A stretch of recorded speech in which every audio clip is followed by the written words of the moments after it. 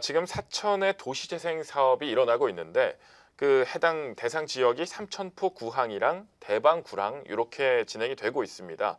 이 부분은 먼저 교수님께서 정리를 해주시죠. 이제 도시 재생 사업이 지금 이제 국가적으로 도시 정책에 지금 대단한 이슈가 되고 있습니다. 일본 같은 경우는 2000년대 초반에 도시 재생 특별법을 만들었는데 우리도 한 2013년쯤 만들었습니다. 근데 지금 이제 실질적으로 2017년부터 대통령 공약 사업으로 도시 재생 사업이 지금 추진이 되고 있습니다. 그리고 이제 2017년도에 사천시에서 공모를 했는데 삼천포 조금 전에 홍현아 말씀하신 데 구항에 삼천포에 빠지다라고 해서 300억 총 사업비를 얻어졌고, 그 2018년에는 또 구랑 지역에 150억을 확보를 했습니다. 그러면서 이제 도시 재생을 통해서 2000년도 초까지만 해도 정말 활기가 넘쳤던 삼천포항이 지금 불 꺼진 항구로 바뀌었는데, 이 사업이 완공되는 한 2022년 정도가 되면은 다시 삼천포항이 부활을 할 것이 아니냐라는 부분들에 대해서 이 재생 사업에 상당하게 사천시가 심혈을 기울이고 있는 그런 상황으로 알고 있습니다. 이게 예전 모습을 되찾는 게 목표입니까? 지금 그렇죠. 다시 그 도시가 활성화됨으로 해서 인구가 유입이 되고 활성화되고 그러면 지역 경제가 활성화되면서 일자리가 창출되고 그러면서 선순환적으로 도시가 발전될 것이다.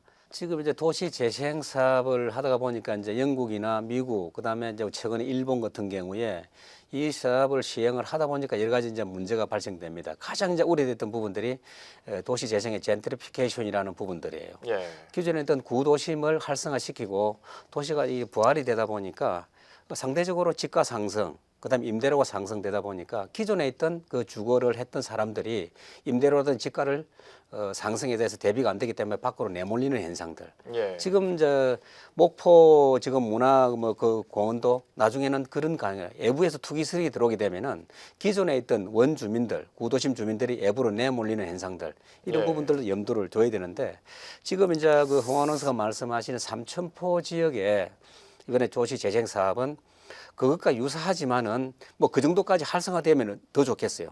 그런데 지금 이 사업은 정말 대단한 사업인 게, 지금 삼천포 구항, 삼천포 노산 밑에 그 폐저전소 부지를 활용을 하고 거기서 시작해가지고 용공시장, 그다음에 재래시장, 좀 더 가면은 이제 구랑까지, 그 위에는 청널공원이 있거든요. 그걸 하나의 어떤 패턴으로 보고 시스템화 시키겠다는 겁니다. 그래서 지금 가장 중요하게 보는 게 폐조선소 부지에 있는 부분들을 복합 교류 공간을 만들겠다. 그리고 기존에 있는 용공시장 부분들을 친환경적 또 친주거 주민적 친관광적으로 만들고 파도공원을 만들고 접근성을 아주 유연하게 만들겠다는 거거든요. 그리고 지금 이제 삼천포를 항을 방문하는 사람들이 조망권을 쉽게 볼 수 있는 부분들이 청널공원인데, 사실은 일반인들이 거기까지 올라가는 데는 상당히 어려움이 있어요. 예. 그러다 보니까 거기에 에스카레이터라든지 엘리베이터를 만들어서 일반인들 접근을 통해서 관광도 할 수 있도록 그렇게 만들고, 이제 구랑이라는 부분들, 그 이제 대방 구랑 지역은 약간 도시가 낙후되어 있는 부분들이기 때문에 주거지역을 변경을 하고 또 모든 주택에 대한 어떤 그 세제 혜택, 건축법에 대해서 혜택을 들으면서 새로운 도시 문화 공간으로 활력을 불어넣겠다. 그래서 지금 이제 이게 뭐 잘 아시겠지만 삼천포 바다 케이블카와 같이 연계를 해서 도시 재생 사업을 활력화시키면은 제가 봤을 때 새로운 삼천포항, 또 부활할 수 있는 어떤 그 지역 경제, 이런 부분들도 연계가 가능하다고 저는 그렇게 보고 있습니다. 편적으로 이제 대도시를 중심으로 했을 때 서울 같은 데 뭐 가로수길이라든지 경리단길이라든지 이런 부분들에 대해서는 그런 문제가 이제 심각하게 대두가 되는데, 이제 중소도시에는 이제 그런 문제는 그렇게 심각하게 현재로 나타날 수 있는 가능성이 없고, 제일 문제는 이전에도 우리나라가 사실은 그 도시 재생 사업을 실시 좀 했었는데 그때 당시는 간 주도로 하다 보니까 실효성이 많이 떨어졌다.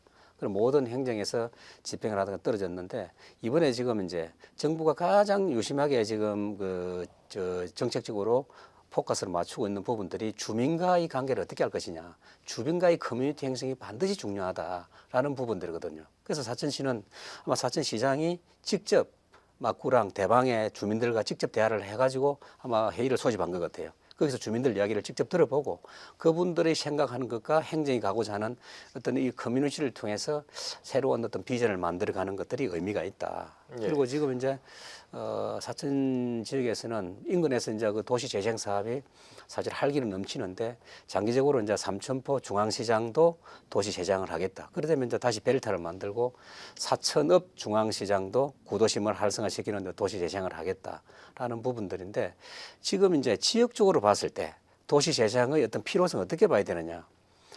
2017년, 2018년 사천시 인구 대비를 보니까 2017년 대비 보니까 사천시 인구는 거의 변동이 없어요. 예. 그대로인데 진주시를 비교를 해보니까 진주시가 핵심 도시가 들어왔기 때문에 2017년, 2018년 인구 증가가 상당히 증가가 됐을 거라 봤는데 2017년을 정점으로 해가지고 35만을 넘기지 못하고 2018년도 인구가 2016년도로 해기를 해버렸다고요. 예. 그러다면은 우리가 일반적으로 생각했을 때 핵심 도시가 들어와서 상권이 향상되고 외부 인구가 많이 유입이 됐을 거라 봤는데 진주가 인구가 1,200명 정도가 줄었다는 이야기거든요. 진주도 똑같이 지금 그 구도심에 대해서 도시 재생 문제가 계속 거론이 되고 있습니다. 그런다고 봤을 때 지자체 간 사천이나 진주나 이런 부분들이 치열하게 도시 재생 사업이 앞으로는 문제가 안 되겠느냐. 그래서 이런 문제에 대해서 우리가 이제 좀 선제적으로 전문가적인 여러 가지 부분들을 활용을 할 필요가 있다. 인근 대학의 전문가를 영입한다든지 안 그러면은 또 외부의 어떤 전문가를 영입해서 좀 더 선제적으로 대응하는 것들이 도시 재생의 성공의 어떤 지름길이라 저는 보고 있습니다. 예. 교수님께서는 지금 쭉 들으셨는데 어떤 생각 드십니까? 이제 정부가 청년 지원 정책을 지금 이제 시급하게 마련을 하고 있습니다. 그런데 이제 사실은 청년 지원 정책의 가장 근본적인 어떤 수단은 일자리 문제거든요. 예. 일자리가 창출이 돼야 될 문제인데 그게 지금 심각한 문제로 지금 대두가 되고 있습니다. 지금 우리나라가 총체적으로 보면 2009년 이후에 최악의 지금 취업난을 가지고 있는 상태거든요. 그리고 이게 지금 금년에도 지금 회복될 수 있는 어떤 가능성이 있느냐 하면은 전문가들도 실질적으로 회복될 수 있는 가능성이 없다.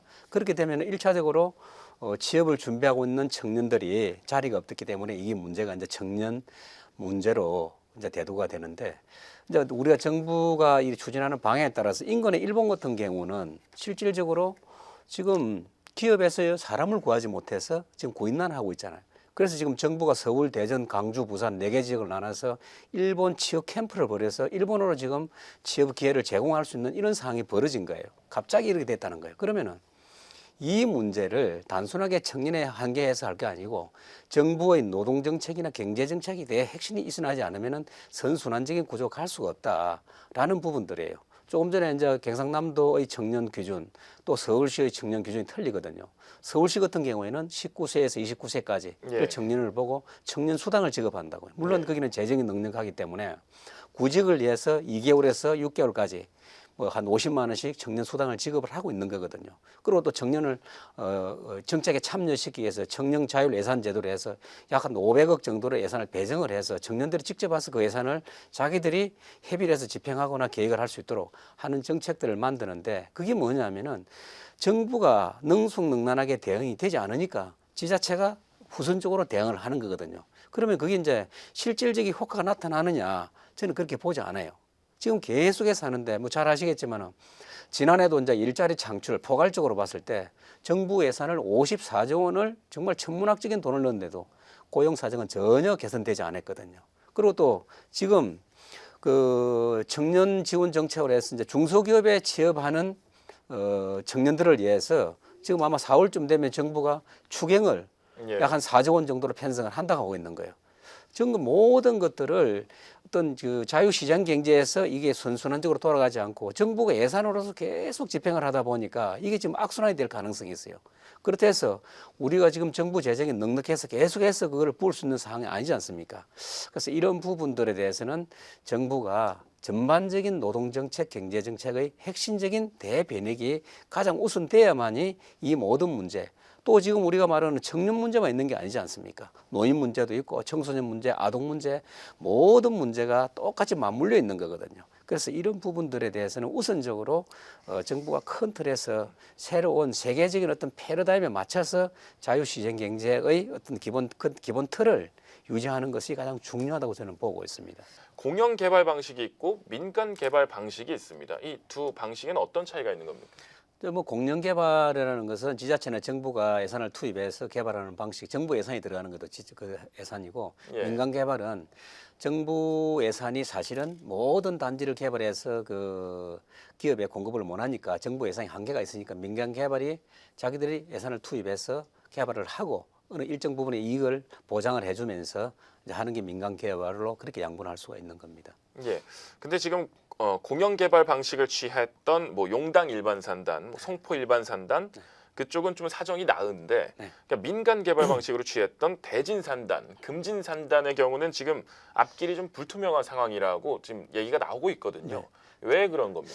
뭐 지금 이제 사실은 이제 중소도시는 보면은 농공단지나 산업단지를 만들어서 지역 경제도 활성화시키고 인구 유입도 시키고 하는 게 유일한 수단이었습니다. 그게 이제 경제가 활성화될 때는 민간 사업자들도 개발하기가 수월해지는데 급격한 경기 침체에 따라서 예. 지금 우리가 사천시에는 아까 조금 전에 말하는 대진산단, 금진산단, 그다음 흥사산단, 축동산단, 대동산단 5개가 있습니다. 그 부분들이 뭐 일정 부분이 95% 공정률이 있는 데도 있지만은 나머지 부분들은 전부 다 지지부진하거든요. 그게 이제 경기 침체하고 연관이 돼가 있기 때문에 이 산단들도 공정 개발만큼도 대단히 중요하다는 거예요. 뭐 잘 아시겠지만 항공 국가 산단이 만들어지면서 당초에 약 한 100만 평 정도의 부지가 필요하다라고 했는데 사천시 같은 데 25만 평, 진주가 25만 평인데 그래서 이제 사천시장이 금년도부터 시작해서 물론 뭐 이전에도 추진했지만은 공영 개발로 가야 되겠다. 왜?